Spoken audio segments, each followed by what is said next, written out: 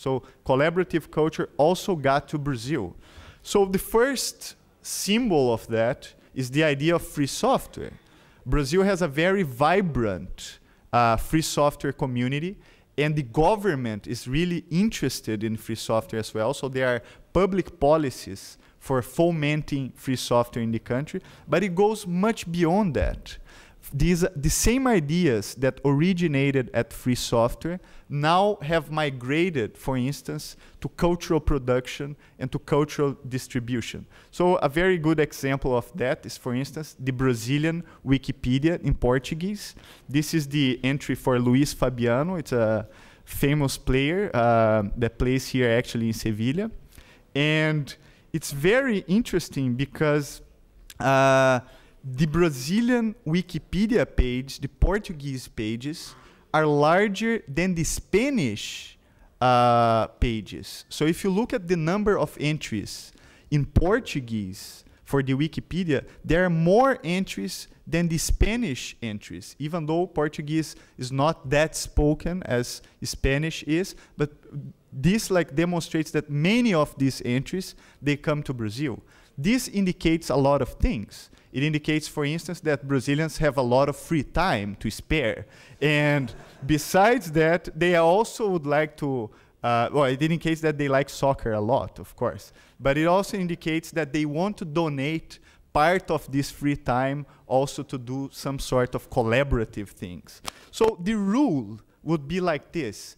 Show me a cultural industry, and I'll show you a collaborative version of this cultural industry in a more or less developed stage. So for instance, in music, you have here in Europe this website Jamendo, that deals with the open distribution of music under Creative Commons licenses. And in Brazil, you have our Brazilian version, which is Trama Virtual. An entire generation of Brazilian artists are actually coming from Trama Virtual. This website has more than 30,000 artists that voluntarily decided to put their music online. So they have more than 120,000 phono records, 120,000 songs that are absolutely free and available to be downloaded. So if you think about the bands that are doing really well in the international concert business, like CSS, maybe you heard of them, or Bonde do Rolê, both have played in Spain a couple of times. It's very interesting to see that they are a product of this website rather than any sort of record label. So as I said, an entire generation of new Brazilian musicians are coming from initiatives like this and from Trama Virtual. I don't need to say anything about YouTube, so I won't. I'll just show you that there is a Brazilian version of YouTube that is called Videolog. And it's very interesting because Videolog was actually invented before YouTube in Brazil. It was actually invented in a poor neighborhood of Rio that is called Bangu. And it's funny because I always tell the founders of Videolog that they should have told more people about their invention, because after all, YouTube ended up being sold by more than $1 billion, and it could have been Videolog. So their technology actually came first and earlier than YouTube. But they're doing pretty well.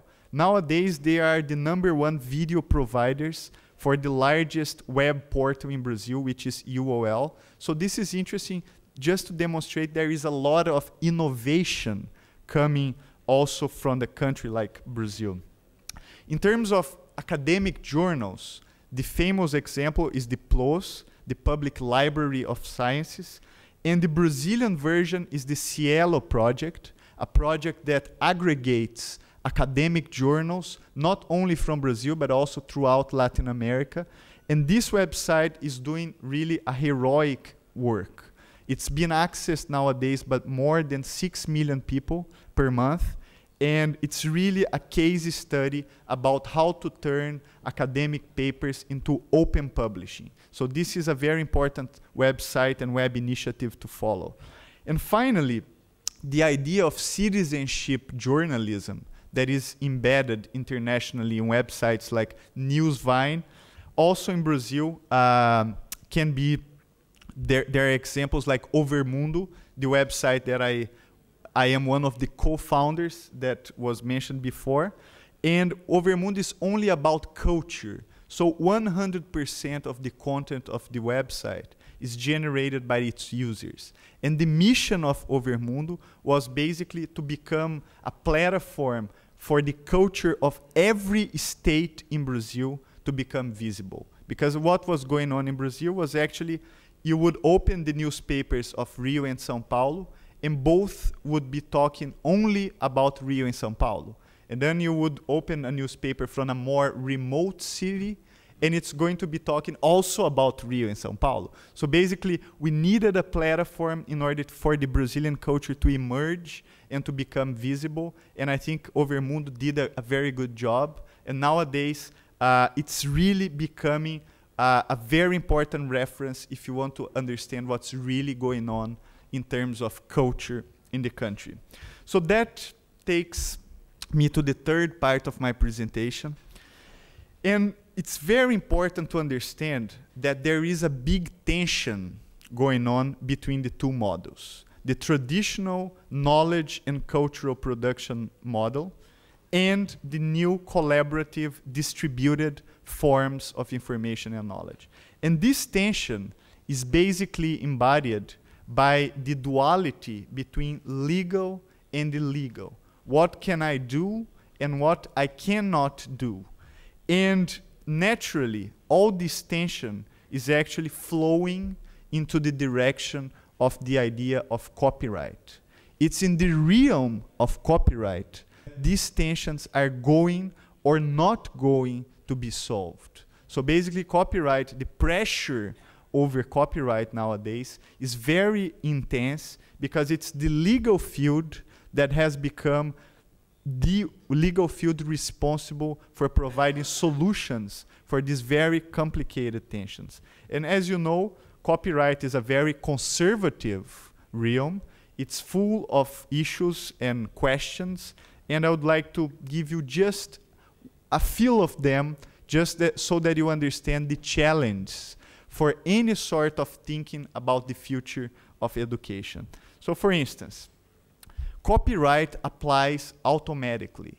If I draft a few sketches in a piece of paper here, these sketches are going to be protected by copyright immediately. I don't need to register those sketches. That means that if you want to use them, you have to get my permission.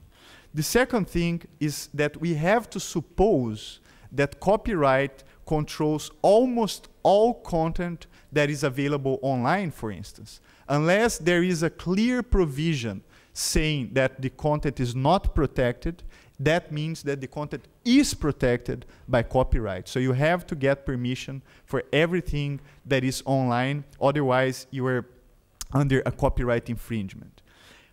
And the two important points here is that it's very difficult to get permission.